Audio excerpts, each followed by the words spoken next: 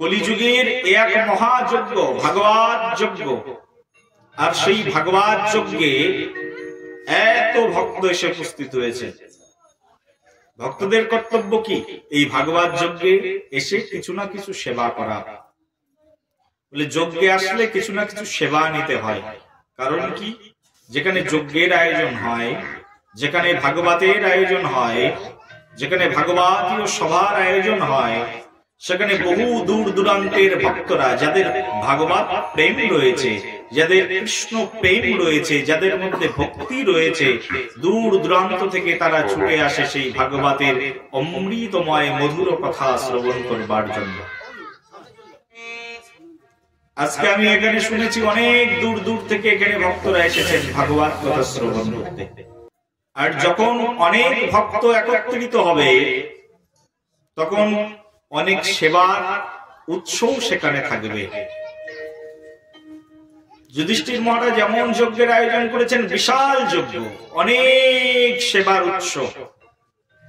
স্বয়ং প্রভু ভগবান শ্রীকৃষ্ণ এসে যুধিষ্ঠির মহারাজকে বলছেন, মহারাজ আমাকে একটু সেবা দিন।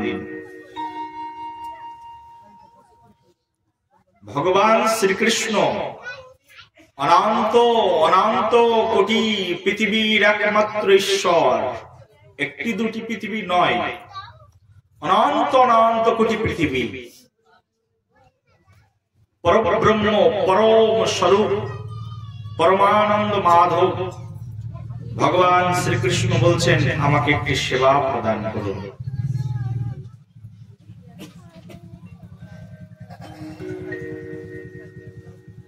বলি কি সেবা? ভগবান শ্রীকৃষ্ণ বলছেন, সেবা তো এখানে অনেক আছে, তো এর ভিতর থেকে আমার একটি পছন্দের সেবা আছে। বলি সেবা তো অনেক রকম থাকে, তাই না বাবা? এখানে যেমন এই অনুষ্ঠানে ভাগবতের আগে ভাগবতের বন্দনা আদি কীর্তন হলো, মৃদঙ্গ বাজানো সেবা সবাই তো করতে জানে না। অনেকের ইচ্ছা আছে একটু মৃদঙ্গ বাজিয়ে সেবা করব, কিন্তু ইচ্ছা থাকলেও অনেকে জানেন না মৃদঙ্গের বোল বাজাতে পারেন না, তাই না? এই যে হারমোনিয়াম বাজানো সেবা অনেকে পারেন না। যিনি পারেন তিনি হারমোনিয়াম বাজিয়ে সেবা করুন। একটু কীর্তন গাওয়া সবাই পারেন না, একটু করতাল বাজানো এটাও সেবা। যারা যে সেবা পারেন সেই সেবাটার প্রতি তাদের আগ্রহ থাকে, আর সেই সেবাটি গ্রহণ করবার জন্য ইচ্ছুক হন। তেমন ভাবে পরমেশ্বর ভগবান শ্রীকৃষ্ণচন্দ্র তিনি সেবা, তার একটি পছন্দের সেবা তিনি চেয়ে নিয়েছেন।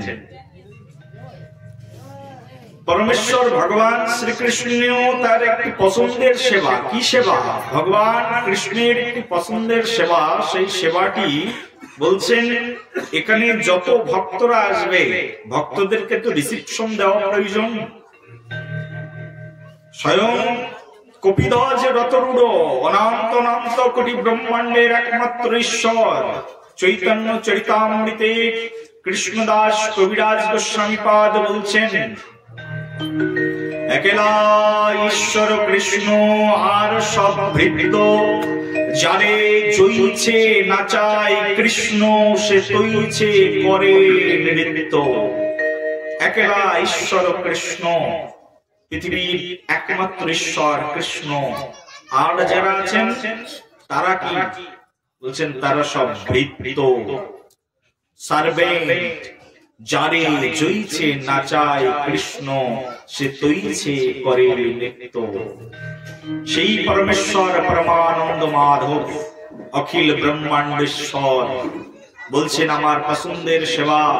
যত ভক্তরা আসবে তাদের সামনে গিয়ে দাঁড়িয়ে থাকবো দরজার সামনে, আর দরজার সামনে দাঁড়িয়ে দাঁড়িয়ে সকলের চরণে জল দিয়ে দেব, আর তাদের চরণ আমি সম্মোহন করে দেব, তাদের চরণ ধৌত করে দেব।